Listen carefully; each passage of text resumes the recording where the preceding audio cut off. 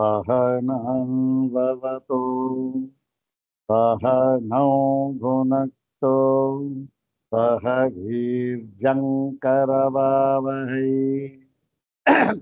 तेजस्विनावधीतमस्तु मा विद्विषावहै।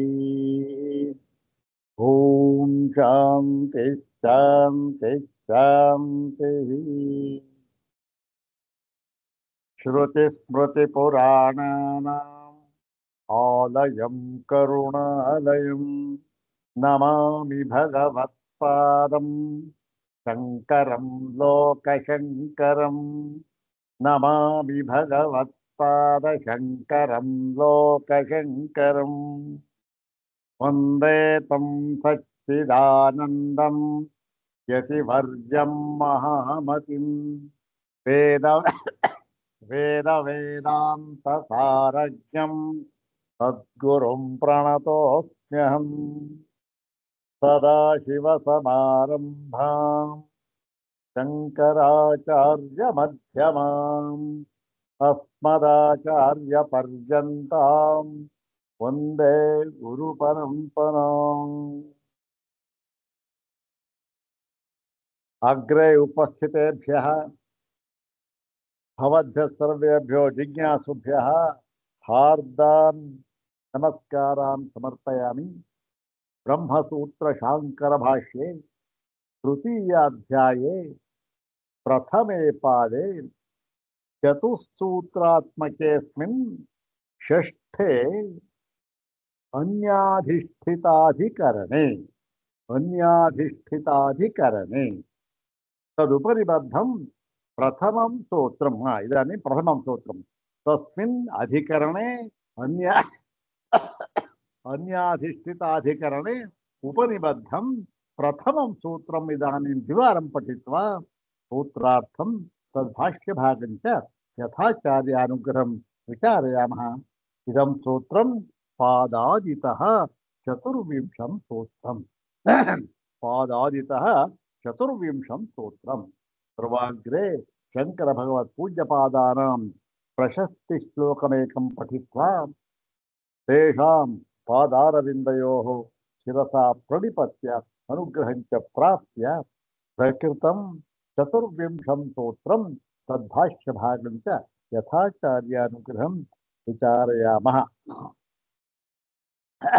अग्रे तावत् श्री श्री शंकर भगवत पूज्यपादानां प्रशस्ति श्लोकमेकं द्विवारं पठामः।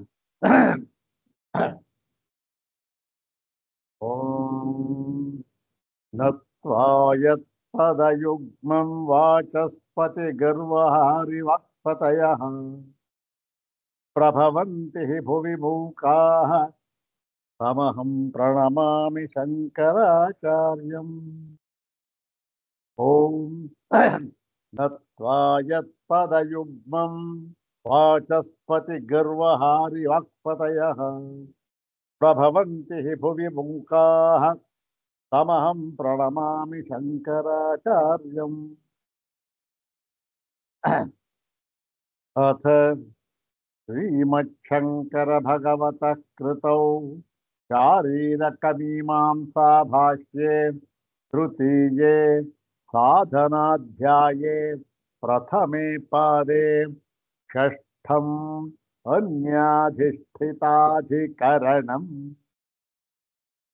इदानीं तस्मिन् सूत्रे तस्मिन् अधिकरणे उपनिबद्धानि सर्वाणि सूत्राणि एकवारं पठामः। ॐ अन्याधिष्ठितेषु पूर्ववदभिलापात् ॐ अशुद्धमिति तेन्न शब्दात् ॐ वेतस्तिज्ञो गोथ ॐ योनि शरीरम्। एतानि तस्मिन् अधिकरणे उपनिबद्धानि चत्वारि सूत्राणि। इदानीं प्रकृतं सूत्रं किं तत् तस्मिन् अधिकरणे प्रथमं सूत्रं द्विवारं पठामः अनन्तरं भाष्यभागं पश्यामः। ಓಂ ಅನ್ಯಾಧಿಷ್ಠಿತೇಷು ಪೂರ್ವವದಭಿಲಾಪಾತ್ ಓಂ ಅನ್ಯಾಧಿಷ್ಠಿತೇಷು ಪೂರ್ವವದಭಿಲಾಪಾತ್. ಇದು ಈ ಒಂದು ಅನ್ಯಾಧಿಷ್ಠಿತಾಧಿಕರಣದಲ್ಲಿ ಉಪನಿಬದ್ಧವಾಗಿರತಕ್ಕಂತಹ ಮೊದಲನೆಯ ಸೂತ್ರ. ಇದರ ಒಂದು ಪದವಿಭಾಗ, ಅನ್ವಯ ಮತ್ತೆ ಅನ್ವಯಾರ್ಥ ಎಲ್ಲವೂ ಆಗಿದೆ. ಆದ್ದರಿಂದ ಕೇವಲ ಅನ್ವಯವನ್ನು ನೋಡಿ ಈ ಒಂದು ಭಾಷ್ಯ ಭಾಗವನ್ನ ಮುಂದುವರಿಸೋ. ಅನ್ಯಾಧಿಷ್ಠಿತೇಷು ಅನ್ಯ ಜೀವಾಧಿಷ್ಠಿತೇಷು ಇತ್ಯರ್ಥಃ. ಅನ್ಯ ಜೀವಾಧಿಷ್ಠಿತೇಷು ಕೇಷು ವ್ರೀಹ್ಯಾದಿಷು. ಅನ್ಯ ಜೀವಾಧಿಷ್ಠಿತೇಷು ವ್ರೀಹ್ಯಾದಿಷು ಅನುಶಯಿನಃ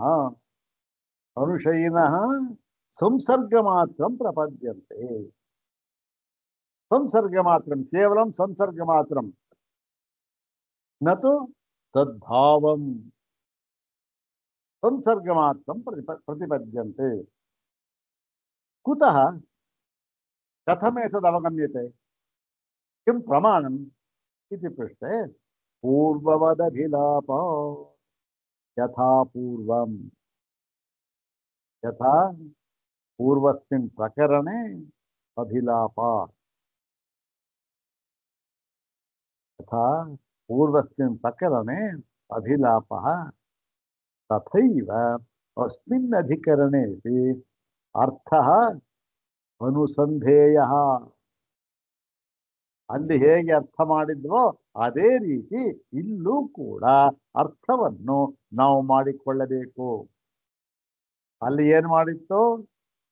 ಈ ಒಂದು ಭಾವ ಸ್ವಾಭಾವ್ಯಾಪತ್ತಿರುಪಪತ್ತೇ ಎಂಬತಕ್ಕಂತಹ ಸೂತ್ರದಲ್ಲಿ ಆಯಾಯ ಸ್ಥಾನಗಳಲ್ಲಿ ಅವನು ಇದ್ದರೂ ಕೂಡ ಅಲ್ಲಿ ಸ್ವಲ್ಪ ಕಾಲವೇ ಇರ್ತಾನೆ.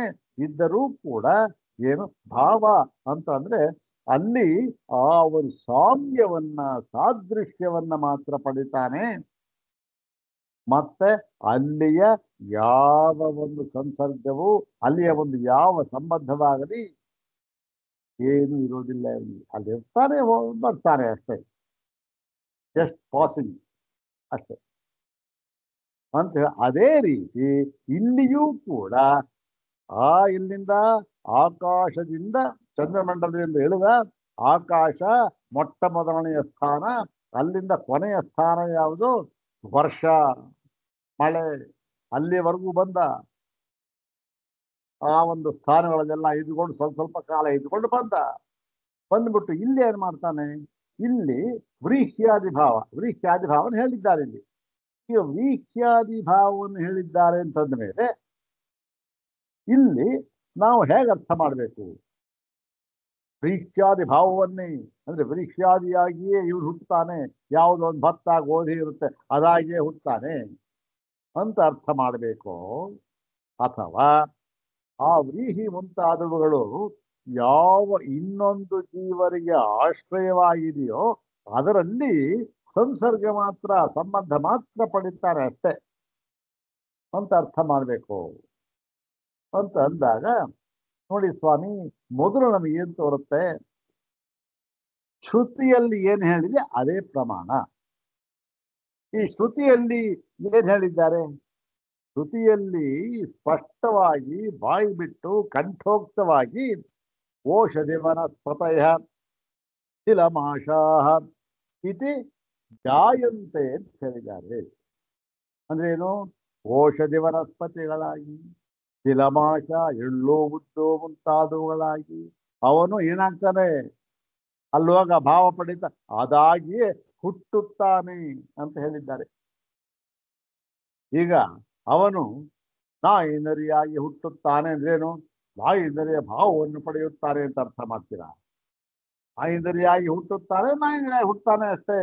ಮತ್ತೆ ನಾಯಿನರಿಗಳಿಗೆ ಆ ಒಂದು ಶರೀರಕ್ಕೆ ಯಾವೊಂದು ಉಪಭೋಗ ಏನಾಗುತ್ತೋ, ಪಾಪವೋ ಪುಣ್ಯವೋ ಸುಖವೋ ದಕ್ಕೋ ಏನೋ ಅದನ್ನು ಹೊಸ್ತಾನನ್ನ ಅದಾಗಿಯೇ ಇದ್ಕೊಂಡು, ಹಾಗೆ ಇಲ್ಲೂ ಕೂಡ ಪ್ರೀಹಿಯಾಗಿ ಹುಟ್ಟುತ್ತಾನೆ. ಯಾಕೆ? ಅಯ್ಯೋ, ಶ್ರುತಿ ಬಾಯಿ ಬಿಟ್ಟು ಹೇಳ್ತಾ ಇದ್ದೀರ ಸ್ವಾಮಿ. ಏನಂತ? ಇಹ, ಎಲ್ಲಿ ಈ ಲೋಕದಲ್ಲಿ ಮಳೆಯ ಲೋಕ ಆಯ್ತು, ಮಳೆಯ ಸ್ಥಾನ ಆಯ್ತು. ಆಮೇಲಿಂದ ವ್ರೀಹಿಯವಾಹ ಓಷಧಿ ವನಸ್ಪತಯ ತಿಲಮಾಶ ಇತಿ ಜಾಯಂತೆ. ಹೀಗೆ ಹುಟ್ಟುತ್ತಾನೆ ಅಂತ ಇದೆ. ಹುಟ್ಟುತ್ತಾನೆ ಅಂತ ಇರಬೇಕಾದ್ರೆ ನೀವು ಅದು ಜನಿ ಪ್ರಾದುರ್ಭಾವ ಎಂಬತಕ್ಕಂತಹ ಧಾತ್ವರ್ಥವನ್ನು ತೆಗೆದುಕೊಂಡು ಹುಟ್ಟುತ್ತಾನೆ ಎಂಬುದಾಗಿ ಅರ್ಥ ಮಾಡಬೇಕೇ ಹೊರತು ಅದಕ್ಕೆ ಇನ್ನೇನೋ ಅರ್ಥ ಮಾಡ್ಕೊಂಡ್ಬಿಟ್ಟು ಇಲ್ಲಪ್ಪ ಹುಟ್ಟುತ್ತಾನೆ ಅಂತ ಹೇಳಿದ್ದಾರೆ, ಆದರೂ ಕೂಡ ಇದು ಸಂಸರ್ಗ ಮಾತ್ರ ಪಡಿತಾರೆ. ಏನ್ ಸ್ವಾಮಿ ಇದು? ಮತ್ತೆ ಇನ್ನೊಂದು, ಶ್ರುತಿಯನ್ನ ನಾವು ಪರಮ ಪ್ರಮಾಣ ಅಂತ ನಂಬಿದ್ದೇವೆ. ಮತ್ತೆ ಇಂತಹ ವಿಚಾರಗಳಲ್ಲಿ, ಎಂತಹ ವಿಚಾರಗಳಲ್ಲಿ? ಅಲೌಕಿಕ ವಿಚಾರಗಳಲ್ಲಿ, ಧರ್ಮಾಧರ್ಮಗಳ ವಿಚಾರದಲ್ಲಿ, ಇಂತಹ ಅಲೌಕಿಕವಾಗಿರತಕ್ಕಂತಹ ಧರ್ಮಾಧರ್ಮಗಳ ವಿಚಾರದಲ್ಲಿ ನಮಗೆ ಶ್ರುತಿಯನ್ನ ಬಿಟ್ಟು ಬೇರೆ ಪ್ರಮಾಣವನ್ನು ನಮಗೆ ಸ್ವೀಕರಿಸುವ ಹಾಗಿಲ್ಲ. ಯಾಕೆ? ಲಭ್ಯವೇ ಇಲ್ಲ.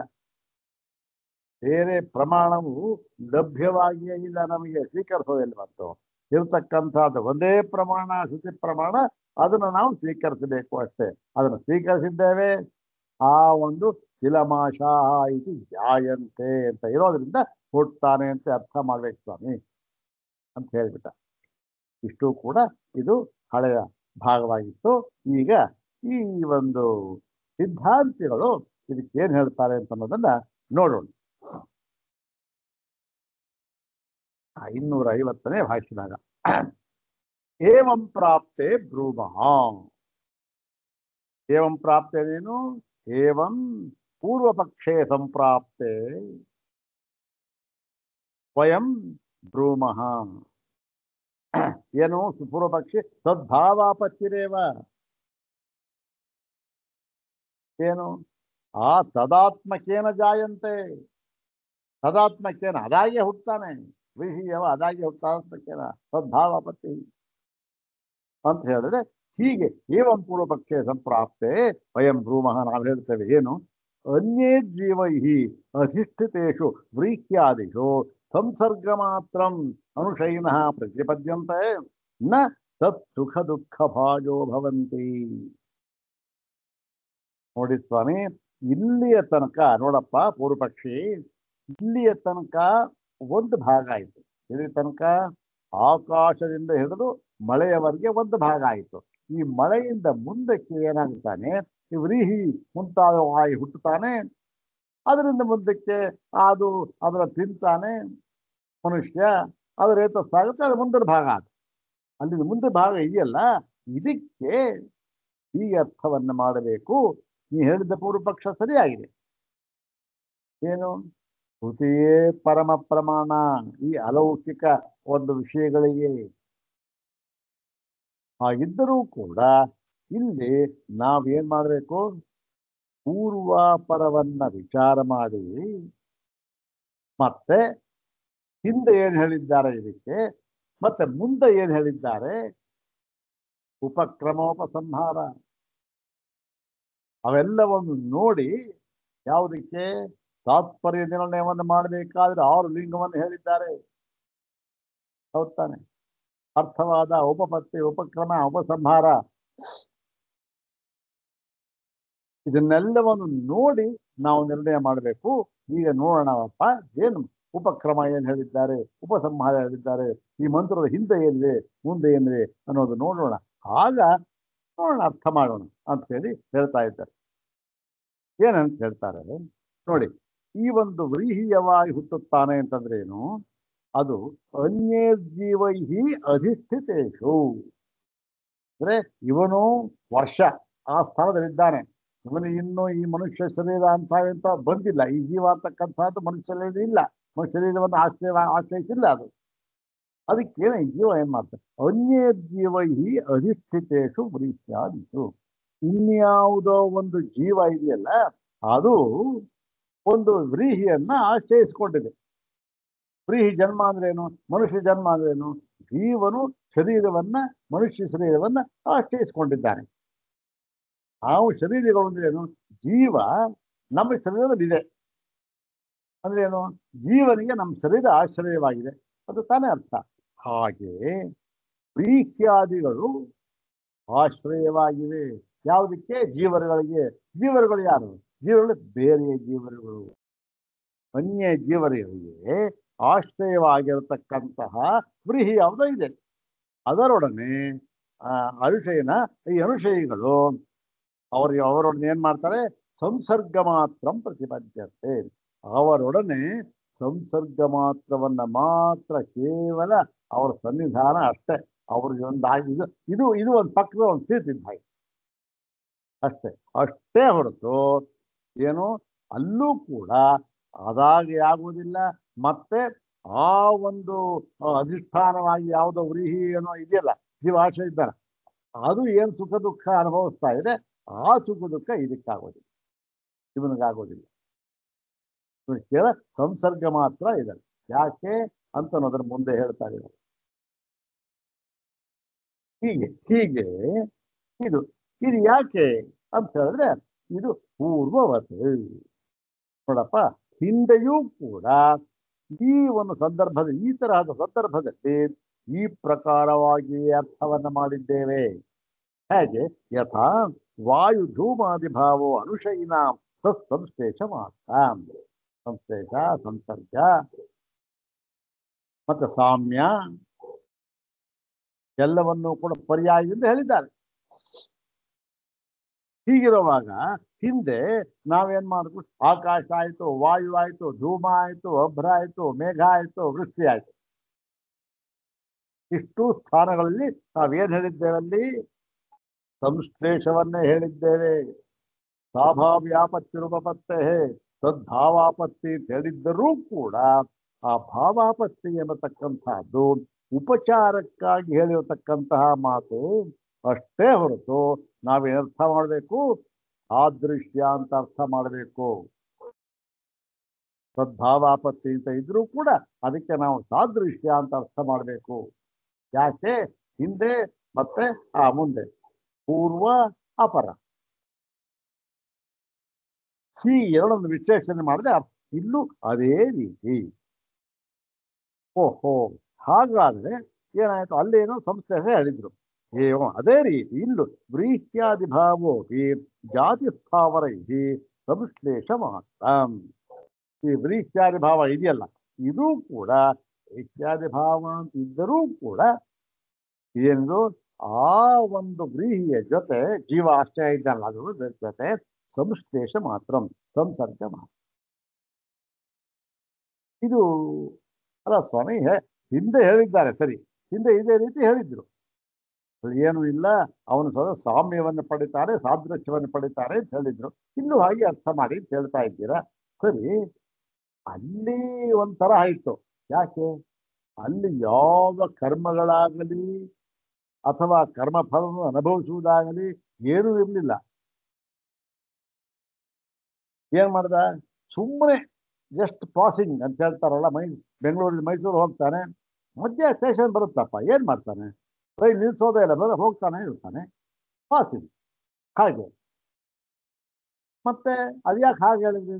ಇಲ್ಲ, ಬೇರೆ ಕೆಲವಿದೆ, ಅವು ಎಲ್ಲಾ ಕಡೆ ನಿಂತ್ಕೊಂಡು ಅಲ್ಲಿ ಉಪಭೋಗವನ್ನು ಅನುಭವಿಸ್ಕೊಂಡು ಹೋಗ್ತಾರೆ ಬೇರೆಯವರು. ಬೇರೆ ಸಂದರ್ಭ ಅದು ಬಿಡಿ. ಅದು ಇಲ್ಲಿ ಹಾಗಿಲ್ಲ. ಏನಾಗಿದೆ? ಅವನು ಆ ಒಂದು ಇದರಿಂದ ಆ ಸ್ಥಾನವನ್ನ ಅಲ್ಲಿ ಅದರ ಮುಖಾಂತರ ಹೋಗ್ತಾನೆ. ಇದು ಹೇಗೆ ಗೊತ್ತಾಗುತ್ತೆ ಅಂತಾರೆ? ತದ್ವದೇವಿಯ ಅದೇ ರೀತಿ ಅಲ್ಲಿ ಹೇಳಿದ್ರಲ್ಲ, ಅದಕ್ಕೆ ನಾವು ಶ್ರುತಿ ಪ್ರಮಾಣ ಏನು ಕೊಟ್ಟಿದ್ವಿ, ಅದೇ ರೀತಿ ಇಲ್ಲಿಯೂ ಕೂಡ ಶ್ರುತಿ ಪ್ರಮಾಣವನ್ನು ಹೇಳಿದ್ದಾರೆ. ಶ್ರುತಿ ಪ್ರಮಾಣ ನನಗಿದೆ ಅಲ್ಲ ಸ್ವಾಮಿ, ಎಲ್ಲಿದೆ? ನಾವು ಹೇಳಿದ್ವಲ್ಲ ಸ್ವಾಮಿ, ತಿಲಮಾಶಾಹ ಇದು ಜಾಯಂತೆ ಅಂತ ಶ್ರುತಿನ ಹೇಳಿದ್ವಲ್ಲ, ಇನ್ಯಾವ ಪ್ರಮಾಣ ಕೊಡ್ತೀರಾ? ಇದು ಶ್ರುತಿ ಅಲ್ವಾ, ಶ್ರುತಿ ಪ್ರಮಾಣ ಅಲ್ವಾ? ಅಂದರೆ ಅಲ್ಲಪ್ಪ, ಇದು ಶ್ರುತಿನೇ ಹೌದು, ಆದರೆ ಇದು ಈ ತಿಲಮಾಶ ಜಾಯಂತೆ ಅಂದ್ಬಿಟ್ಟು ಎಷ್ಟಕ್ಕೆ ನಿಲ್ಲಿಸ್ಬಿಟ್ರ? ಏನ್ ಚಾಂದೋಗ್ಯ ಮುಕ್ತಾಯ ಹೋಯ್ತಾ? ಇದನ್ನೇ ಇಲ್ಲ, ಏನಿಲ್ಲ. ಮುಂದಕ್ಕೂ ಹೇಳಿದ್ದಾರೆ, ನೀನು ಅದನ್ನು ನೋಡೋ ಅವಸರ ಮಾಡೋದೇ ಇಲ್ಲ. ಹೋದ ಸಂದರ್ಭ ನೋಡುವ ಸಂದರ್ಭ ನೀನು ತಗೊಳ್ಳೋದೇ ಇಲ್ಲ. ಏನ್ ಮಾಡ್ತೀಯ? ಅಷ್ಟನ್ನೇ ಮಾತ್ರ ನೋಡ್ಕೊಳ್ತೀಯ, ಅರ್ಥ ಮಾಡ್ಬಿಟ್ಟಿದ್ಯಾ. ಅದಕ್ಕೆ ನೀನು ಹೀಗೆ ಅರ್ಥ ಮಾಡ್ತಾ ಇದೀಯ. ಅದರ ಮುಂದೇನು ಹೇಳಿದ್ದಾರಲ್ಲ ಅದನ್ನೂ ಕೂಡ ನಾವು ವಿಶ್ಲೇಷಣೆ ಮಾಡಬೇಕು. ಆಗ ಗೊತ್ತಾಗುತ್ತೆ ಏನಿದು ಆ ಭಾವಾಪತ್ತಿನೋ ಅಥವಾ ಸಂಸ್ಥೆಗ ಸಂಸರ್ಗ ಮಾತ್ರ ಅಂತ ಗೊತ್ತಾಗುತ್ತೆ. ಏನಪ್ಪ ಅದು ಅಂತಂದ್ರೆ ಅದೇ ಹೇಳ್ತಾರೆ ಅಭಿಲಾಪ ಏನಲ್ಲಿ ಹೇಳಿದ್ದಾರೆ ಅಂತಂದ್ರೆ ಕರ್ಮ ವ್ಯಾಪಾರ ಮಂತರೇಣ ಸಂಕೀರ್ತನ. ನೋಡಿ, ಅಲ್ಲಿ ಯಾವ ಕರ್ಮಗಳ ಹಂಗೂ ಇಲ್ಲ, ಅಲ್ಲಿ ಏನೂ ಮಾಡೋದಿಲ್ಲ ಅವನು. ಹೌದಾನೆ? ಹೇಳಿದ್ದಲ್ಲ ಜಸ್ಟ್ ಪಾಸಿಂಗ್ ಅಂತ. ಹಾಗೆ ಆದರೆ ಇಲ್ಲಿ ಏನಾಗಿದೆ, ಏನು ಈ ವ್ರೀಹಿ ಭಾವ ಆದ್ಮೇಲಿಂದ ಒಂದು ಸ್ಟೇಜಸ್ ಇದೆಯಲ್ಲ, ಹಂತಗಳು, ಅಲ್ಲಿ ಏನಾಗಿದೆ, ಅಲ್ಲಿ ಕರ್ಮ ಅಂತಕ್ಕಂಥದ್ದು ಇದೆ. ಯಾಕೆ? ಏನಪ್ಪ ಕರ್ಮ? ಅಲ್ಲಿ ಏನು ಸೊನ್ನೆ ಕರ್ಮ ಇರೋದು? ಇಲ್ಲಪ್ಪ, ಇಲ್ಲಿ ಏನ್ ಮಾಡ್ಬೇಕು, ವ್ರೀಹಿ ಯಾವ ಇದೆಯಲ್ಲ ಅದು ತಾನೇ ತಾನಾಗಿ ಆ ಮುಂದಿನ ಹಂತಕ್ಕೆ ಹೋಗೋದಿಲ್ಲ. ಯಾವುದು ಮುಂದಿನ ಹಂತ? ಅದು ರೇತಸ್ಸಾಗ್ತಕ್ಕಂಥದ್ದು. ಅದೇನು ಅದು ನೇರವಾಗಿ ಹೋಗ್ಬಿಡುತ್ತಾ? ಅದೂ ಹೋಗಲ್ಲ.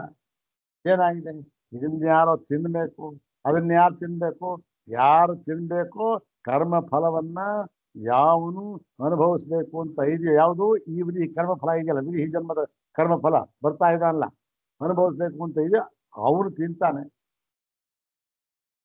ಅದಕ್ಕೆ ಅನ್ಯ ಜೀವ ಸಂಸರ್ಗ, ಅನ್ಯ ಜೀವ ಅವನು ತಿಂತಾನೆ. ತಿನ್ಬಿಟ್ಟು ಏನ್ ಮಾಡ್ತಾನೆ, ಅದು ರೇತಸ್ಸಾಗುತ್ತೆ, ಅವನು ಹೋಮ ಮಾಡ್ತಾನೆ, ಅದು ಮುಂದಿನ ವಿಚಾರ.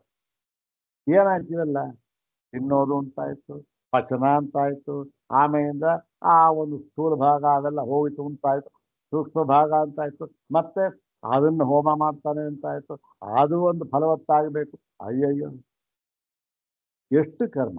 ಇಲ್ಲಿ ಕರ್ಮ ಅಂತಕ್ಕಂಥದ್ದು ಇಲ್ಲಿ ಇರ್ತಕ್ಕಂಥದ್ದು ಅಲ್ಲಿ ಇಲ್ಲ. ಮತ್ತೆ ಯಥಾ ಆಕಾಶಾದಿಷು ಪ್ರವರ್ಷಣಾಂತೇಷು ನ ಕಂಚಿತ್ ಕರ್ಮ ವ್ಯಾಪಾರಂ ಪರಾಮರ್ಶತಿ. ಇಲ್ಲಿ ಏನಾಗಿದೆ, ಆಕಾಶದಿಂದ ಹಿಡಿದು ಈ ವ್ರೀಹಿ ಮುಂತಾರ ಜನ್ಮದವರೆಗೆ ಏನಾಗಿದೆ, ಯಾವ ಕರ್ಮವನ್ನು ಅವನೇನು ಮಾಡಿಲ್ಲ. ಅವನೇನು ಇದು ಮಾಡಿಲ್ಲ. ಅವನು ಅಲ್ಲಿ ಹೊಸದಾಗಿ ಏನು ಕರ್ಮವನ್ನು ಯಾವುದು ಮಾಡಿಲ್ಲ.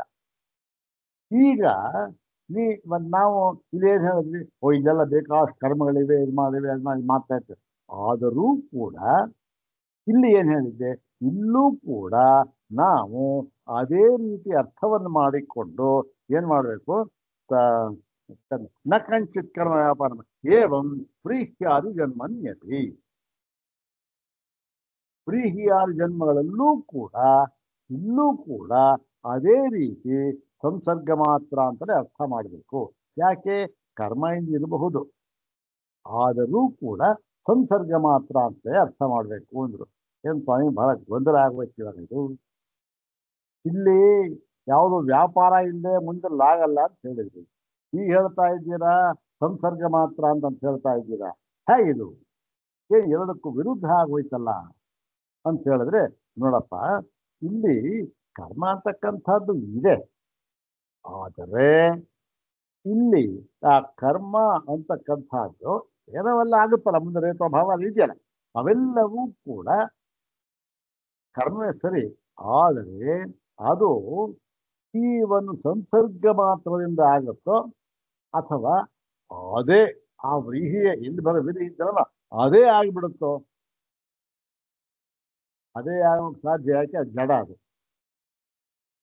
ಆದ್ದರಿಂದಲೇ ನಾವು ಹೇಳ್ತಾ ಇರ್ತಕ್ಕಂಥದ್ದು ಇದೆಲ್ಲ ಕರ್ಮ ವ್ಯಾಪಾರ ಇದೆ. ಆದ್ದರಿಂದ ಅನ್ಯ ಜೀವೈ ಅಧಿಷ್ಠಿತೇಷು ಪ್ರೀತ್ಯಾದಿಷು, ಬೇರೆ ಜೀವರುಗಳಿಂದ ಅಧಿಷ್ಠಿತವಾಗಿರತಕ್ಕಂಥ ಜೀವರುಗಳ ಜೊತೆ ಇರ್ತಾನೆ. ಅಲ್ಲಿ ಸಂಸರ್ಗ ಮಾತ್ರವನ್ನು ಪಡ್ಕೊಂಡು ಆ ಒಂದು ಕರ್ಮ ವ್ಯಾಪಾರದಿಂದ ಮುಂದೆ ಹೋಗ್ತಾನೆ ಅಲ್ಲಿ. ಹೀಗೆ ಏನಾಗಿದೆ ಇದು, ತಸ್ಮಾತ್ ನಾಸ್ತಿ ಅಥವಾ ಹಾಗಾಗಿ ಸಂಸರ್ಗ ಮಾತ್ರ ಅಂತ ಹೇಳೋದ್ರಿಂದ ಆ ಬೇರೆ ಜೀವನ ಅಧಿಷ್ಠಿತರಾಗಿದ್ದ ಜೀವನದಲ್ಲಿ ಸಂಸರ್ಗ ಇದೆಯಲ್ಲ, ಆ ಜೀವನ ಸುಖ ದುಃಖ ಅಂತ ಯಾವುದು ಇವನಿಗಾಗೋದಿಲ್ಲ. ಇವನೇನ್ ಮಾಡಿದಾನೋ ಅದಕ್ಕೆ ಮಾತ್ರ ಇವನು ಭಾಗಿ ಅಷ್ಟೇ. ಅಲ್ಲಿ ಇದ್ರೂ ಕೂಡ ಅಷ್ಟೇ, ಬೇರೆ ಅನ್ಯ ಜೀವ ಅನ್ಯಾಧಿಷ್ಠಿತೇಶು ಇದೆಯಲ್ಲ, ಅದಿದ್ರೂ ಕೂಡ ಅವರು ಯಾವ ಸುಖ ದುಃಖ ಇವನಿಗೆ ಏನಾಗುತ್ತೆ. ಇವೆಲ್ಲ ಏನು, ಇವೆಲ್ಲ ಹೇಳ್ತಾ ಇರ್ತಕ್ಕಂಥದಕ್ಕೆ ಮುಂದೆ ಒಂದು ಪದ ಹೇಳ್ತಾರೆ, ಅದಕ್ಕೋಸ್ಕರ ಅಷ್ಟೇ. ಆ ಪದ ನೋಡಿದಾಗ ನಮಗೆ ಅರ್ಥ ಆಗ್ಬಿಡುತ್ತೆ. ನೋಡೋಣ ಇಲ್ಲ, ಈಗಲೂ ಏನಿಲ್ಲ, ಇಷ್ಟೇ ಇರೋದು. ಅವನು ಆ ಭಾವವನ್ನು ಪಡೀತಾನೆ. ಮತ್ತೆ ಹಿಂದಂತನೇ ಇದನ್ನು ಅರ್ಥ ಮಾಡಬೇಕು. ಕರ್ಮ ಇದೆ, ಕರ್ಮ ಇಲ್ಲ ಅಂತಲ್ಲ. ಆದ್ರೂ ಕೂಡ ಇಲ್ಲಿ ಆ ಭಾವವನ್ನು ಪಡಿತಾನೆ ಅಂದ್ರೆ ಆ ಒಂದು ಸಂಶ್ಲೇಷ ಸಂಸರ್ಗ ಮಾತ್ರ ಪಡಿತಾನೆ, ಸಾದೃಶ್ಯವನ್ನು ಮಾತ್ರ ಪಡಿತಾನೆ, ಅಷ್ಟೇ ಅರ್ಥವೇ ಹೊರತು ಅದೇನೇ ಆಗ್ಬಿಡಲ್ಲ. ಅಂದ್ರೆ ಅದೇ ವ್ರೀಹಿ ಇನ್ನೊಂದು ಜೀವ ಇತ್ತಲ್ಲ, ಅದೇ ವ್ರೀಹಿ ಆಗ್ಬಿಡಲ್ಲ. ಇವನು ಕೂಡ ವ್ರೀಹಿ ಜನ್ಮ ಅಂದ್ರೆ ಭತ್ತ ಇದೆಯಲ್ಲ, ಭತ್ತ ಹುಟ್ಬಿಡ್ತಾನೆ, ಹಾಗೆ ನಾಯಿ ನೆಲೆ ಹುಟ್ಟಲ್ಲ, ಹಾಗೆ ಭತ್ತ ಹುಟ್ಟತಾನೆ ಅಂತ ಅನ್ನೋದು ಸರಿ ಇಲ್ಲ. ಹುಡ್ತಾನೆ ಒಂದು ಬಿದ್ದರೆ ಜಡ, ಅದೇನ್ ಮಾಡಾಗ ಅದು ಒಂದು ವಿಧ. ಇನ್ನೊಂದು ಯುಕ್ತಿಯಿಂದಲೂ ಕೂಡ ಸರಿ ಹೋಗೋದಿಲ್ಲ. ಯುಕ್ತಿ ತೋರಿಸ್ತಾರೆ ಮುಂದೆ ಇರೋದು. ಮತ್ತು ಎತ್ರತು ಸುಖ ದುಃಖ ಭಾಗ್ತ್ವಂ ಅಭಿಪ್ರಾಯಿಸಿ ಪರಾಮರ್ಶತಿ ತತ್ರ ಕರ್ಮ ವ್ಯಾಪಾರಂ. ಈಗ ಈ ಸುಖ ದುಃಖ ಅಂತಕ್ಕಂಥದ್ದನ್ನ ಅನುಭವಿಸ್ಬೇಕು ಅಂತ ಇದೆಯಲ್ಲ, ಅದನ್ನ ನಾವು ಕೇಳುವಾಗ ಏನಾಗುತ್ತೆ, ಅದೇನು ಸುಖ ದುಃಖ ಅನುಭವಿಸೋದು ಕರ್ಮ ವ್ಯಾಪಾರ, ಅನುಭವಿಸೋದು ಬಿಡೋದು ಕರ್ಮ ವ್ಯಾಪಾರ, ಸುಖ ದುಃಖ. ಅಲ್ಲಿ ಏನು ಅಂದ್ರೆ ಅದಕ್ಕೆ ಹಿಂದೆ ಹೇಳಿದ್ರು ಏನಂತ, ರಮಣೀಯ ಚರಣ ಮತ್ತೆ ಕಪೂರಿ ಚರಣ ಅಂತ ಹೇಳ್ಬಿಟ್ಟಿದ್ರು. ಯಾಕೆ, ಸುಕೃತವನ್ನು ಮಾಡಿದವನು ದುಷ್ಕೃತವನ್ನ ಮಾಡಿದ, ಸುಕೃತ ಮತ್ತೆ ದುಷ್ಕೃತ ಇವರಿಬ್ಬರನ್ನ ವಿಂಗಡಿಸಿ ಅದಕ್ಕೆ ತಕ್ಕ ಹಾಗೆ ಇವರು ಫಲವನ್ನ ಅನುಭವಿಸ್ತಾರೆ. ಅಂದ್ರೇನು, ಸುಖ ಪುಣ್ಯ ಪಾಪ ರಮಣೀಯ ಚರಣ, ಮತ್ತೆ ಕಪೂರಿ ಚರಣ ಅಂದ್ರೆ ಪಾಪ ಕರ್ಮಗಳನ್ನು ಮಾಡಿದವನು, ರಮಣೀಯ ಚರಣ ಅಂದ್ರೆ ಪುಣ್ಯ ಕರ್ಮಗಳನ್ನು. ಪಾಪ ಕರ್ಮಗಳನ್ನು ಮಾಡಿದವನಿಗೆ ಯಾವುದಾಗುತ್ತೆ, ನಾಯಿನರಿ ಜನ್ಮ ಬರುತ್ತೆ, ಮತ್ತೆ ಸ್ಥಾವರ ಜನ್ಮ ಬರುತ್ತೆ. ಮತ್ತೆ ಈ ಪುಣ್ಯಕರ್ಮ ಮಾಡಿದವನಿಗೆ ಅವನಿಗೆ ಉತ್ತಮವಾದ ಜನ್ಮ ಬರುತ್ತೆ. ಈಗ ನೋಡಿ, ಪಾಪ ಕರ್ಮವನ್ನು ಮಾಡಿದವನಿಗೆ ಶಿವಸೂಕರ ನಾಯಿನರಿ ಹಂದಿಯಾಗಿ ಹುಟ್ಟುತ್ತಾರೆ, ಮತ್ತೆ ಸ್ಥಾವರ ವ್ರೀಹಿಯವ ಔಷಧಿ ವನಸ್ಪತಿಯಾಗಿ ಹುಟ್ಟುತ್ತಾರೆ. ಅವನು ಅಲ್ಲಿ ಏನಾಗ್ತಾನೆ, ನಿಜವಾಗಿ ಹುಟ್ಟುತ್ತಾನೆ. ಯಾಕೆ, ಅಲ್ಲಿ ಅವನು ಅಲ್ಲಿ ಆಗತಕ್ಕಂಥ ಸುಖ ದುಃಖವನ್ನು ಪಡೆಯಬೇಕಾಗಿದೆ. ಅಲ್ಲಿ ವ್ರೀಹಿ ಜನ್ಮಗಳಲ್ಲಿ ಅದರಲ್ಲಿ ಯಾರವನು, ಕಪೂಯ ಚರಣ. ಕಪೂಯ ಚರಣನ ಮಾತ್ರ ಅದು ಅನ್ವಯಿಸುತ್ತಷ್ಟೆ. ಅದು ಇಲ್ಲಿ ಬಹಳ ಮುಖ್ಯವಾದ ಭಾಗ. ಕಪೂಯ ಚರಣ ಅಂತ ಯಾರು ಪಾಪಕರ್ಮವನ್ನು ಮಾಡಿದ್ದಾನೋ ಅವನಿಗೆ ಮಾತ್ರ ಅದು ಅನ್ವಯಿಸುತ್ತೆ. ಅವನು ಮುಂದಿನ ಭಾಗ ಪಡೆಯೋದೇ ಇಲ್ಲ, ಅವನು ರೇತೋಭಾವನೂ ಇಲ್ಲ, ಎಂಥದ್ದು ಇಲ್ಲ, ಏನಿಲ್ಲ. ವ್ರೀಹಿಜನ್ಮ ಪಡಿತಾನೆ, ಅಲ್ಲಿ ಏನೋ ಫಲವಾಗುತ್ತೆ, ಅದನ್ನು ಮಾಡ್ತಾನೆ, ಅನುಭವಿಸ್ಕೊತಾನೆ. ಅದು ಪಾಪಕರ್ಮದ ಫಲ, ಅದು ಕಪೂಯ ಚರಣ. ಆದ್ರೆ ಇಲ್ಲಿ ನಾವು ಹೇಳ್ತಾ ಇರ್ತಕ್ಕಂಥ ಯಾವುದು, ರಮಣೀಯ ಚರಣ. ಯಾಕೆ ರಮಣೀಯ ಚರಣ, ಚಂದ್ರಲೋಕಕ್ಕೆ ಹೋಗಿದಂತಾನೆ ಅಲ್ಲಿಂದಲೇ ಬರ್ತಾ ಇದ್ದಾನು. ಆದ್ದರಿಂದ ಇವನು ಬಹುಶಃ ಪಾಪಕರ್ಮವನ್ನು ಮಾಡೋ ಸಾಧ್ಯತೆ ಇಲ್ಲ. ಆದ್ದರಿಂದ ಇವನಿಗೆ ಅವನಂತೆ ನೋಡ್ರಿ, ಅಲ್ಲಿ ಈ ಒಂದು ಕಪೂಯ ಚರಣ ಅವನಿಗೆ ನಾಯಿ ನರಿ ಹುಟ್ಟುತ್ತಾನೆ. ಹೇಗೆ ಹುಟ್ಟುತ್ತಾನೆ ಅಂತ ಅನ್ನೋದು ಮುಖ್ಯ ಅರ್ಥ. ಅಲ್ಲಿ ಮುಖ್ಯವಾಗಲೇ ಹುಟ್ಟುತ್ತಾನೆ. ವ್ರೀಹಿಯವ ಔಷಧಿ ವನಸ್ಪತಿ ಹುಟ್ಟುತ್ತಾನೆ, ನಿಜವಾಗಿ ಹುಟ್ಟುತ್ತಾನೆ ಅಂತಿದ್ರೆ ಹಾಗೆ ಇಲ್ಲೂ ಅರ್ಥ ಮಾಡಬೇಕು ಅಂದ್ರೆ ಅದು ಸರಿ ಇಲ್ಲ. ಯಾಕೆ, ಇವನು ರಮಣೀಯ ಚರಣ, ಇವ ರಮಣೀಯ ಚರಣ ವಿಚಾರ ಹೇಳ್ತಾ ಇದ್ದೇವೆ ಅಂತೇಳಿ. ಮತ್ತೆ ಅಪಿಚ ಮುಖ್ಯ ಅನುಶಯಿನಾಂ ವ್ರೀಹ್ಯಾದಿ ಜನ್ಮನಿ ವ್ರೀಹ್ಯಾದಿಷು ಯೂಯಮಾನೇಷು ಕಂಡ್ಯಮಾನೇಷು ಪಚ್ಯಮಾನೇಷು ಭಕ್ಷ್ಯಮಾನೇಷು ತದಭಿಮಾನ್ಯನೋ ಅನುಶಯಿನ ಭವತೆಯು. ಇನ್ನೊಂದಪ್ಪ, ಈಗ ಅದಾಗೆ ಹುಟ್ಟುತ್ತಾನೆ ಅಂತ ಹೇಳ್ಬಿಟ್ಟೆ, ವ್ರೀಹಿಯಾಗೆ ಹುಟ್ಟುತ್ತಾನೆ. ಅಲ್ಲಿ ಕಪೂಯ ಚರಣ ಹಾಗೆ ಹುಟ್ಟುತ್ತಾನೆ, ಅವನಿಗೆ ಅಲ್ಲೇ ನಾಶ. ಅವನಿಗೆ ಅಲ್ಲಿ ಏನೋ ಅದಕ್ಕೆ ಪಾಪಕರ್ಮ ಫಲ ಅನುಭವಿಸ್ತಾನೆ, ಮರ ಜನ್ಮ ವ್ರೀಹಿ ಹಂದಿ ಮಾಡ್ತಾನೆ, ಸಾಯ್ತಾನೆ, ಬೇರೆ ಜನ ಪಡಿತಾನೆ. ಅದೇ ಕೊನೆ. ಅದು ಇಲ್ಲಿ ಹಾಗಿಲ್ಲ, ಇನ್ನು ಮುಂದೆ ಹೋಗ್ಬೇಕು ಅವನು. ಹಾಗಿರ್ಬೇಕಾದ್ರೆ ಅವನಂತೆ ಅವನಂತೆ ಇವನು ಇಲ್ಲೂ ಅಂತ ಹೇಳ್ಬಿಟ್ರೆ ವ್ರೀಹಿ ಜನ್ಮವನ್ನೇ ಪಡಿತಾನೆ. ಅವನು ಯಾಕೆ ಪಡಿತಾನೆ, ಶಿವಸೂಕರ ಹಂದಿನಾಯ ಜನ್ಮ, ಇವನು ಅದೇ ಜನ್ಮ ವ್ರೀಹಿ ಜನ್ಮವನ್ನೇ ಪಡಿತಾನೆ ಅಂತ ಹೇಳ್ಬಿಟ್ರೆ ಅಲ್ಲಿಗೆ ಏನಾಯ್ತು, ಇವನು ಇಲ್ಲಿಗೆ ಸಮಾಪ್ತನಾಗ್ಬಿಟ್ಟ, ಮುಗ್ದೋಯ್ತು. ಇವನು ವ್ಯಾಪಾರ ಮುಗ್ದೋಯ್ತು ಇಲ್ಲಿ. ಯಾಕೆ ಓದಾಯ್ತು ಅಂತಂದ್ರೆ ವ್ರೀಹಿಯಾಗಿ ಹುಟ್ಟದ ಅಥವಾ ಔಷಧಿ ವನಸ್ಪತಿಯಾಗಿ ಹುಟ್ಟದ ಒಂದು ಸೊಪ್ಪಾಗಿ ಹುಟ್ಟದ ಅಂತ ಇಟ್ಕೊಳ್ಳಿ. ಏನ್ ಮಾಡ್ತೇವೆ ನಾವು? ಕಿತ್ಕೊಂಡ್ಬರ್ತಾನೆ ಸೊಪ್ಪನ್ನ, ಹೆಚ್ಚುತ್ತಾರೆ, ತೊಳಿತಾರೆ, ಹೆಚ್ಚುತ್ತಾರೆ. ಧಾನ್ಯ ಆಯಿತು, ಕುಟ್ತಾರೆ, ಪುಡಿ ಮಾಡ್ತಾರೆ, ಏನೋ ಮಾಡ್ತಾರೆ. ಲೂಯಮಾನೇಶು ಕತ್ತರಿಸ್ತಾರೆ, ಸೊಪ್ಪಿದ್ರೆ ಕತ್ತರಿಸ್ತಾರೆ. ಖಂಡ್ಯಮಾನೇಶು ಅಂದ್ರೆ ಏನ್ ಮಾಡ್ತಾರೆ? ಭತ್ತ ಇತ್ತ ಬರ್ತಾರೆ, ಚೆನ್ನಾಗಿ ಕುಟ್ತಾರೆ. ಪಚ್ಚಮಾನೇಶು ಅಂದ್ರೇನು? ಎಲ್ಲ ಕಮ್ಮಿ ಬೇಯಿಸ್ತಾರೆ ಚೆನ್ನಾಗಿ. ಮತ್ತೆ ಇನ್ನೊಂದು ಭಕ್ಷ್ಯಮಾನೇಶು ತಿಂತಾನೆ. ಇವೆಲ್ಲ ಏನು? ಹೀಗೆಲ್ಲ ಆದಾಗ ಆ ವ್ರೀಹಿ ಏನಾಗುತ್ತೆ? ಹೋಯ್ತು, ನಾಶ ಆಗ್ಬಿಡ್ತು. ನಾಶ ಆಗ್ಬಿಟ್ರೆ ಇನ್ನು ಮುಂದಿನ ಸ್ಟೇಜಲ್ಲಿ ಅವ್ರ ರೇತಸ್ ಆಗೋದಿಲ್ಲ, ಪುರುಷ ವರ್ಚಸ್ ಆಗೋದಿಲ್ಲ, ಹೊಂದೋದಿಲ್ಲ. ಅವನು ಹೊಂದುತ್ತೆ, ಯಾರಿಗೆ? ಕಪು ವಿಚರಣನಿಗೆ, ಇವನಿಗೆ ಹೊಂದೋದಿಲ್ಲ. ಆದ್ದರಿಂದ ಆ ದೃಷ್ಟಿ ನೋಡಿದ್ರು ಕೂಡ ಇದು ಸರಿ ಇಲ್ಲ. ಮತ್ತು ಹಾಗೆ ಕತ್ತರಿಸಿದ್ರೆ, ಹೆಚ್ಚಿದ್ರೆ, ಕುಟ್ಟಿದ್ರೆ, ಮಾಡಿದ್ರೆ ಅಲ್ಲಿ ಪ್ರವಸೆ ಅವನು ಹೋಗ್ಬಿಡ್ತಾನೆ, ಈ ಆ ಜನ್ಮನೂ ಹೋಗ್ಬಿಡುತ್ತೆ. ಹಾಗಾಗಿ ಯೋಹಿ ಜೀವೋ ಎಚ್ಚರಿದಂ ಅಭಿಮನ್ಯತೆ ತಸ್ಮಿನ್ ಪೀಡ್ಯಮಾನೆ ಪ್ರವಸತಿ ಇದು ಪ್ರಸಿದ್ಧ. ಮತ್ತು ಇದು ನ್ಯಾಯ. ಇದು ಯಾವುದು ಜೀವ ಇದ್ದಾನೆ, ಆ ಜೀವ ಯಾವ ಶರೀರಕ್ಕೆ ಪ್ರವೇಶ ಮಾಡಿದ್ದಾನೆ, ಅಧಿಷ್ಠಾನ ಶರೀರ ಇರ್ಬೇಕು ತಾನೆ, ಜೀವನ ಇರ್ಬೇಕಾದ್ರೆ ಶರೀರಕ್ಕೆ ಹೋಗಿದ್ದಾನೆ. ಒಂದು ಪಕ್ಷ ಆ ಶರೀರಕ್ಕೆ ಏನಾದರೂ ಹಾನಿ ಆಗ್ಬಿಟ್ರೆ ಇವನಿಗೂ ಹಾನಿ. ಹೌದ್ ತಾನೆ? ಶರೀರ ಹೋಯ್ತು, ನಮಗೆ ನಾವು ನೋಡ್ತಾ ಇದ್ದೇವೆ, ಶರೀರ ಏನ್ ಸ್ವಾಮಿ ಅವನು ಪ್ರಾಣ ಬೆಳೆಸ್ಬಿಟ್ಟ ಸ್ವಾಮಿ ಅಂತ, ಪ್ರಾಣ ಬೆಳೆದ ಶರೀರ ಹೋಯ್ತು, ಇವನು ಹೋದ ಅಂತ ಜೀವ. ಹೋದ ಅಂದ್ರೇನು? ಅದನ್ನ ಬಿಟ್ಟು ಹೋದ ಅಂತ.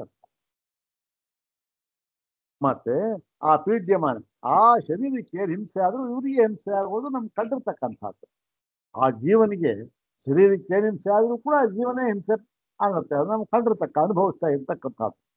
ತತ್ರ ವ್ರೀಹ್ಯಾದಿ ಭಾವಾತ್ ಪ್ರೇತಸ್ಥಿಗ್ಭಾವೋ ಮನುಷ್ಯನಾಂ ನ ಅಭಿಲಪ್ಯೇತ. ಹೀಗೆ ಆ ವ್ರೀಹಿತ ಅಲ್ಲ, ಅದು ಅದೇ ವ್ರೀಹಿಯಾಗಿಯೇ ಜನ್ಮವನ್ನು ಪಡೆಯುತ್ತಾನೆ. ಅದೇನಾಗುತ್ತೆ? ಕುಟ್ತಾರೆ, ಬೀಸ್ತಾರೆ, ಚಟ್ತಾರೆ, ಕತ್ತರಿಸ್ತಾರೆ, ಏನೋ ಮಾಡ್ತಾರೆ, ನಾಶ ಆಗೋಯ್ತು.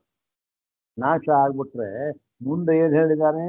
ಈ ವ್ರೀಹಿಯೇ ರೇತಸ್ಥಿಗ್ಭಾವ, ರೇತಸ್ಥಿಕ ಸಿಂಚನ, ರೇತಸ್ಸನ್ನು ಸಿಂಚನ ಮಾಡ್ತಾನೆ. ಸ್ತ್ರೀಯೋನಿ ಇದೆಯಲ್ಲ ಮುಂದೆ ಪಂಚಾಗ್ನಿಯಲ್ಲಿ, ಇದೆಲ್ಲಿ ಬರುತ್ತೆ? ಅವನು ವ್ರೀಹಿ ಹೋಗ್ಬಿಡ್ತಲ್ಲಪ್ಪ, ತಿಂದ್ಬಿಟ್ಟ, ಕುಟ್ಬಿಟ್ಟ, ಕತ್ತರಿಸ್ಬಿಟ್ಟ, ಹೋಯ್ತು. ಇನ್ನು ವ್ರೀಹಿ, ಇನ್ನು ರೇತೋಭಾವ ಎಲ್ಲಿ ಬರುತ್ತೆ?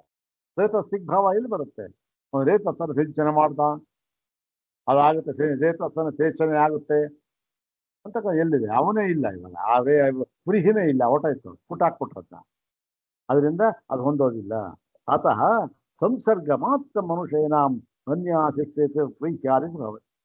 ಆದ್ದರಿಂದ ಆ ವ್ರೀಹಿಯೇ ಆಗ್ತಾನೆ ಅಂತ ಅಲ್ಲ, ಆದ್ರೆ ಇನ್ನೊಂದು ಜೀವ ಇದೆಯಲ್ಲ, ಅದು ಅಧಿಷ್ಠಿತವಾಗಿರತಕ್ಕಂಥ ವ್ರೀಹಿ ಇದೆಯಲ್ಲ, ಅದರ ಜೊತೆ ಕೇವಲ ಸಂಸರ್ಗವನ್ನು ಮಾತ್ರ ಪಡಿತಾನೆ.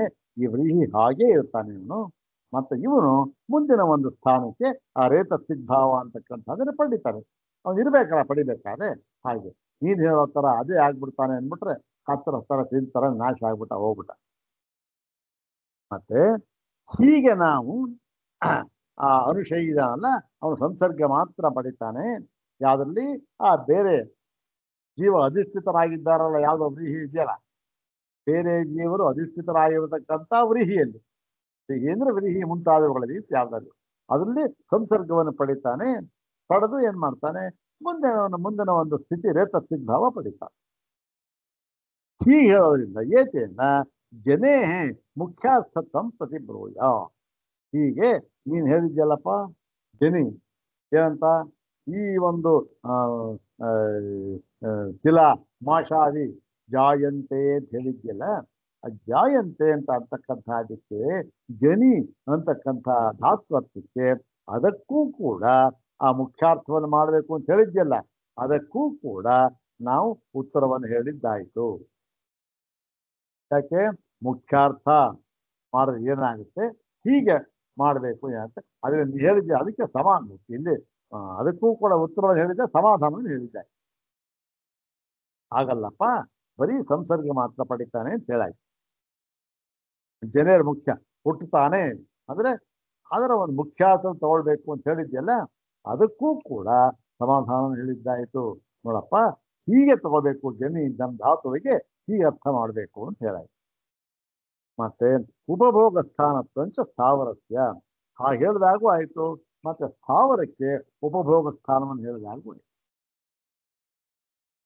ಈ ಸ್ಥಾವರ ಜನ್ಮ ಅಂತ ಹೇಳಿದೆ, ಅದಕ್ಕೆ ಒಂದು ಉಪಭೋಗ ಸ್ಥಾನವನ್ನು, ಅದಕ್ಕೆ ಹಾಗೇನಾಯ್ತು ಅವಾಗ ಶ್ರುತಿಗೆ ವಿರುದ್ಧವಾಗಿ ನಾವು ಹೋದಾಗ ಆಗಲಿ. ಮತ್ತೆ ನಚ ವಯಂ ಉಪಭೋಗ ಸ್ಥಾನತ್ವಂ ಸ್ಥಾವರಸ್ಯ ಅವಜಾನೀಮಹೇ.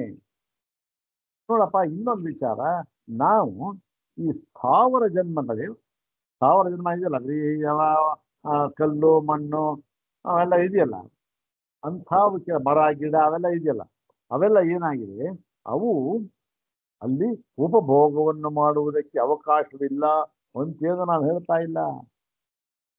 ಯಾಕೆ? ಬೇರೆ ಕಪು ಎಚ್ಚರಣರಿಗೆ ಆ ಜನ್ಮವನ್ನು ಹೇಳಿದ್ದಾರೆ. ಜನ್ಮವನ್ನು ಹೇಳಿದ್ದಾರೆ ಅಂದ್ರೆ ಏನು? ಆ ಸುಖ ದುಃಖ ಅನುಭವಿಸೋದಕ್ಕೆ ಜನ್ಮ ಇರೋದು. ಜನ್ಮ ಯಾತಕ್ಕೆ? ಜನ್ಮ ಹುಟ್ಟದ ಅಂದ್ರೆ ಏನು? ಸುಖ ದುಃಖ ಅನುಭವಿಸೋದಕ್ಕೆ ಹುಟ್ಟುತ್ತಾರೆ ಅಷ್ಟೇ. ಹಾಗೆ ಮರವಾಗಿ ಹುಟ್ಟದ, ಗಿಡವಾಗಿ ಹುಟ್ಟದ, ಕಲ್ಲಾಗಿ ಹುಟ್ಟದ ಅಂದ್ರೆ ಏನು? ಏನೋ ಪಾಪ ಮಾಡಿದ್ದ, ಅದೇನು ಸುಖ ಆಗೋದು ನಮ್ಗೆ ಗೊತ್ತಿಲ್ಲ. ಅದನ್ನು ಅನುಭವಿಸ್ತಾನೆ ಒಟ್ಟಲ್ಲಿ. ಯಾಕೆ? ಜನ್ಮ ಬಂದಿದೆ ಅವನಿಗೆ, ಕಪು ಎಚ್ಚರಣ ಅವನು. ಆದ್ದರಿಂದ ಅದನ್ನು ನಾವೇನು ಅಲೆಗಳಿತಾ ಇಲ್ಲ. ಮತ್ತು ಇದು ಮತ್ತೇನು ಹೇಳ್ತಾ ಇದ್ದೇವೆ ಗೊತ್ತಾ ನಾವು? ಭವತು ಅನ್ಯೇಷಾಂ ಜಂತೂನಾಂ ಅಪುಣ್ಯ ಸಾಮರ್ಥ್ಯೇನ ಸ್ಥಾವರಂ ಭಾವಂ ಉಪಗತಾನಾಂ ಉಪಭೋಗ ಸ್ಥಾನಂ. ಸ್ಥಾವರಕ್ಕೆ ಅದು ಉಪಭೋಗ ಸ್ಥಾನವಲ್ಲ ಅಂತ ನಾವು ಹೇಳ್ತಾ ಇಲ್ಲ. ಅಲ್ಲೂ ಉಪಭೋಗ ಉಂಟು. ಆದರೆ ಯಾರಿಗೆ ಉಪಭೋಗ ಉಂಟು ಗೊತ್ತಾ? ಅದನ್ನ ನಾವು ಹೇಳ್ತಾ ಇದ್ದೇವೆ. ಯಾರಿಗೆ ಅಂತಂದ್ರೆ ಅನ್ಯೇಷಾಂ ಜಂತೂನಾಂ, ಬೇರೆಯವರಿಗೆ, ಬೇರೆ ಜೀವಕ್ಕೆ. ಯಾರವರು ಅಂದ್ರೆ ಅಪುಣ್ಯ ಸಾಮರ್ಥ್ಯನ, ಯಾರು ಪಾಪ ಮಾಡಿರ್ತಾರೋ, ಕೆಟ್ಟ ಕೆಲಸ ಮಾಡಿರ್ತಾರೋ, ಅವರೆಲ್ಲ ಕಪು ಎಚ್ಚರಣದವರು. ಅವರಿಗೆ ಏನಾಗುತ್ತೆ? ಸ್ಥಾವರ ಜನ್ಮ ಬರುತ್ತೆ. ಅವರಿಗೆ ಅವರಿಗೆ ಇದೆಯಲ್ಲ, ಅವರಿಗೆ ಆ ಸ್ಥಾವರ ಜನ್ಮವನ್ನು ಪಡೆದುಕೊಂಡಂತಹ ಪಾಪಿಗಳಿಗೆ ಏನಾಗುತ್ತೆ? ಅವರಿಗೆ ಅದು ಉಪಭೋಗ ಸ್ಥಾನವಾಗುತ್ತೆ. ಅವರು ಅದನ್ನು ಅನುಭವಿಸಲೇಬೇಕು. ಅದನ್ನ ಆ ಮಾಡಿದ ಕರ್ಮ, ಪಾಪ ಕರ್ಮ ಮಾಡಿದ್ದ ಅನುಭವಿಸ್ತಾ ಇದ್ದಾನೆ. ಏನಾಗಿ? ಕಲ್ಲಾಗಿ, ಮಣ್ಣಾಗಿ, ಗಿಡವಾಗಿ, ಮರವಾಗಿ, ತರಕಾರಿಯಾಗಿ, ಸಪ್ಪಾಗಿ ಏನೋ ಹುಟ್ಟಾನೆ, ಅನುಭವಿಸ್ತಾ ಇದ್ದಾನೆ. ಅವನು ಅನುಭವಿಸ್ಬೇಕು. ಯಾರು? ಕಪು ಎಚ್ಚರ.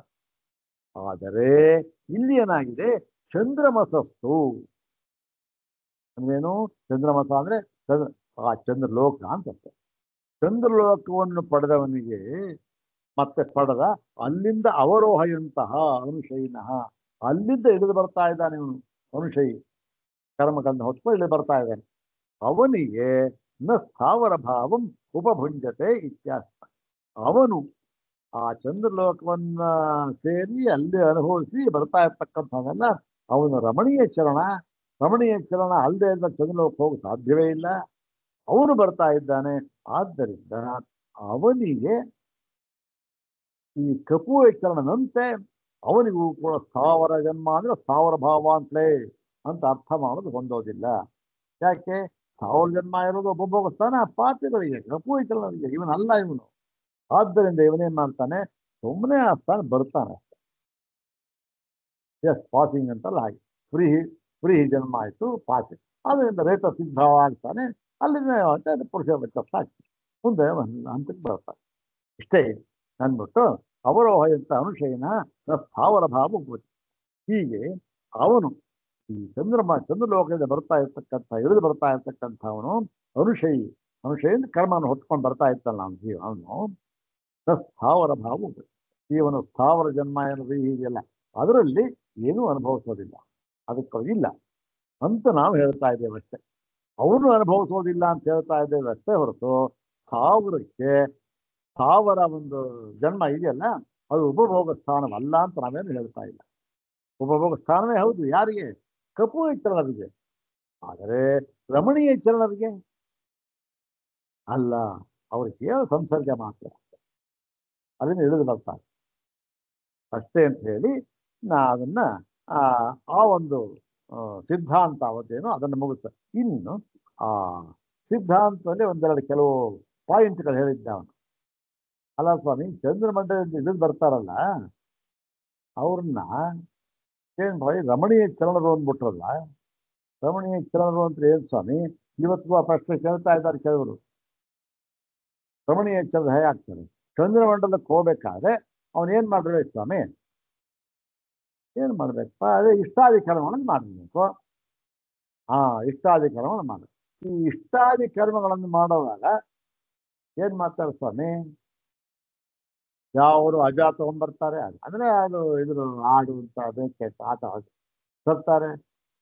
ಮತ್ತೆ ಅದನ್ನೆಲ್ಲ ಏನು ಅವಧಾನ ಮಂತ್ರದಿಂದ ಹೇಳಿ ಅದನ್ನ ಕತ್ತರಿಸಿ ಒಪ ಏನ್ ಮಾಡ್ತಾನೆ ಕಲಿತು ಅಯ್ಯಪ್ಪ ರಾಮ ಹಿಂಸೆ ಸಮಾಧಿ ಮಾಡಿ ಇಷ್ಟೆಲ್ಲ ಹಿಂಸೆ ಮಾಡಿದವನ್ಗೆ ಅವನ್ನ ನೀವು ರಮಣೀಯ ಚಲನ ಅಂತೆ, ಚತುರ್ಲೋಕಕ್ಕೆ ಹೋದ ಅಂತೆ, ವಾಪಸ್ ಬರ್ತಾನಂತೆ, ಹಿಂಸೆ ಮಾಡಲ್ಲ ಅವನ್ನ.